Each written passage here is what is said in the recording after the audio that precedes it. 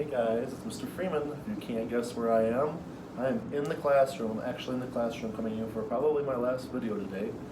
So before we get started, I wanted to ask a couple questions around the room. So Macy, what did it feel like in this quarantine? So I'm guessing you mean that you felt trapped and you could see outside but you couldn't go outside all the time. Is that what I'm guessing? So how did that make you feel? So bad that you couldn't even do 1 + 1, right? Very cool. Jacob, what did you do during the break? I'm guessing that Jacob was sleeping during the break because that's all I can get out of him right now. Anything goofy happening during break? Morgan, I can see, had a good old time. All right, I'm gonna get started. Hopefully you can see everything okay, as I am on the Promethean board in the classroom. But 9.4 is the last thing I did a video on with you, and I wanted to finish it up just real quick before I go into 9.5 and 6. But we talked about mean, median, mode, and range in 9.4. Those are examples of univariate data. Okay, we have a lot of vocab terms today. Today we're going to do quantitative data, which is described as values that can be measured in particular in this lesson by a box and whiskers plot or 5-number summary. I'm getting, Elizabeth, that you're a little overwhelmed already. Yes, Mr. Freeman? But just pay attention, we'll get this. Okay, so a lot of the examples I'm giving today are coming from your ebook. Okay, not so much your worksheets that I usually come from, but the ebook, there's that link on the classroom page. So you'll be seeing some of these. Remember I said this last page talked about this 5-number summary or box and whiskers plot. Box and whiskers plots are like this, where you're given this data. They give you this data on page 702 and 703 of your book. Okay, I take this data and I do a lot of medians, meaning in the middle of a lot of the data. I take the overall median, which is 37 if I put those in order. Okay, I take the lowest number, I take the highest number of the data, and I put dots at all those. And then these dots come from the middle of the lower half of this, which in this case would be the 31. And this upper half, the median of that, would be at 45. And then you simply take these and you're going to connect that dot to there, and this dot to here, and inside, it gets you a little unique. You make this big box that connects your next 2 points, and then when this spot that's left in the middle, you simply draw a line through it. Okay, very unique way of showing data. Not very common. You'll see it in a lot of data classes, especially where you're doing any kind of engineering or something like that, where there's a lot of data to keep track of. Okay, so that's the rest of that for box and whiskers. Sometimes you may get your data in the form of a number line like this, and they give you this number line and they put a bunch of X's on it. All that means is you had one value of a 1, 2 values of a 2, 1 value of a 3, and so on and so forth. All those X's on those numbers just mean that they happen that many times as many X's are on there. Okay, 9.5. Difficult only because it involves many tedious steps. Okay? It has a lot of tedious steps, a lot of steps to find all this stuff. Little speechless there, Lucas, but you can see some confidence. He's on top of it. Elizabeth, you feel any better? No? Still overwhelmed? Get a little bit more like Morgan. Jacob, how do you feel right now? Still sleeping.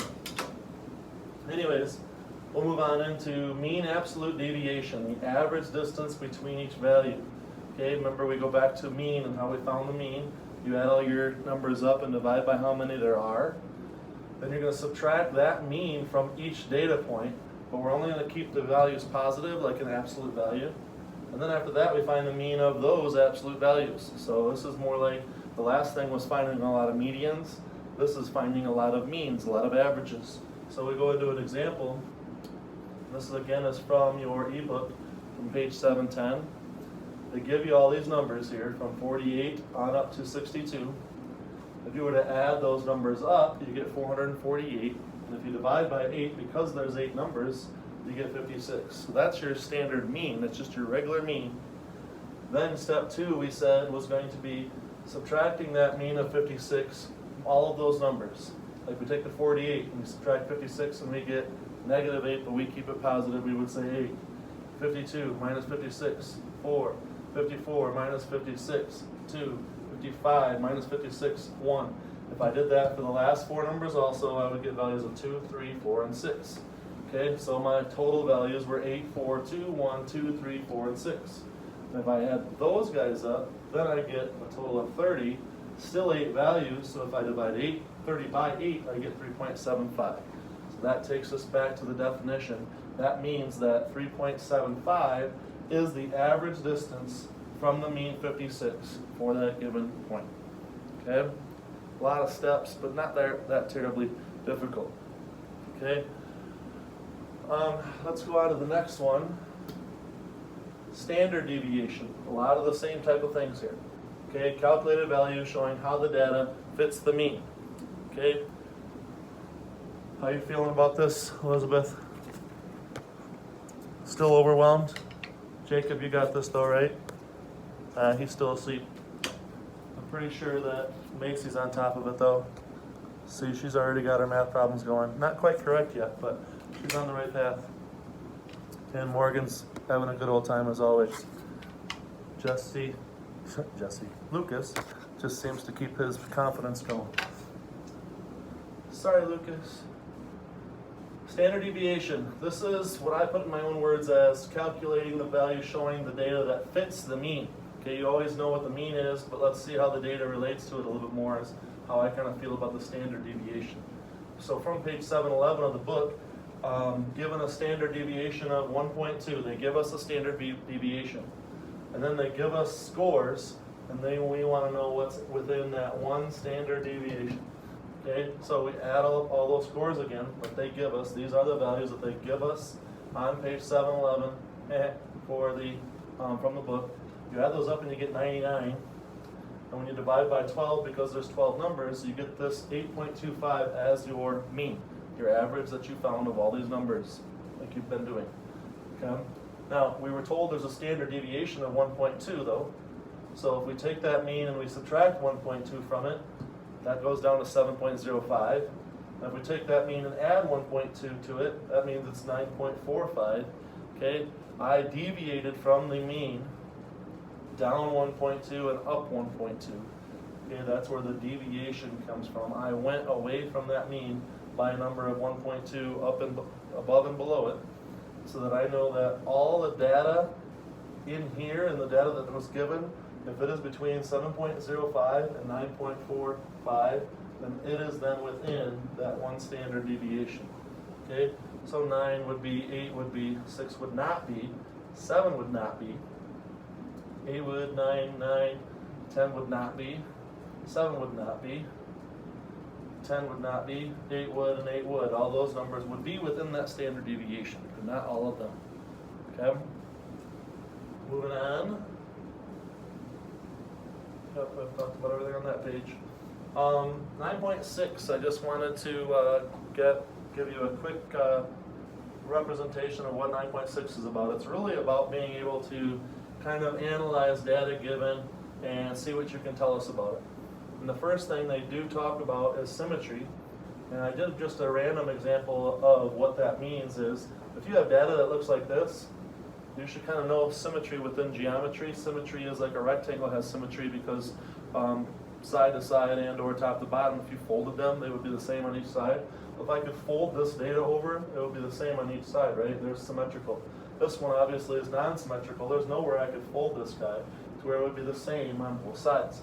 So symmetrical just means, is it alike perfectly on each side, or is it not so much because it's all over the place? Most of the time they'll probably be non-symmetric. And then I gave you an example from the ebook, and we'll talk about all these. I put it, color-coded it so you can see what I'm talking about. Symmetry in blue. Is there symmetry in this data? No way. Okay, clusters. Cluster means where is the data grouped together the most. They're clustered together, right? So from 60 to 63, that's where most of the data is, right? So 60 to 63 is what we simply say is a cluster. Gaps, well, there are gaps between 58 and 60, and there is a huge gap between 63 and 71. Some of you may not even notice that there's data over here. 71 has a value, so between 63 and 71 there is a huge gap. Peaks, in black I put a 61 because that's what I have the color for peaks. 61 has the highest number of X's, and so that's a peak. And then outliers. Outliers are data that's way far away from the other stuff that kind of throws off your data and or doesn't even really represent a good example of what your data is. That 71 is nowhere close to all the rest of these, so it's an outlier. It outlies everything that we've been trying to prove, basically, depending on what your data represents. Okay? So, that is all of 9.4, 5, and 6 for you. Okay? That's the last lesson that I will probably give to you for this year. I really appreciate all of the participation I have gotten this year, this time that we've been in quarantine, and this time that I asked for pictures to be sent. These are all the pictures that I got from kids, and so I appreciate that. Hopefully I'll be keeping these for a while. You guys are the first class I've ever had at Lakeville, so you can nobody can ever take that away from you. Thank you guys.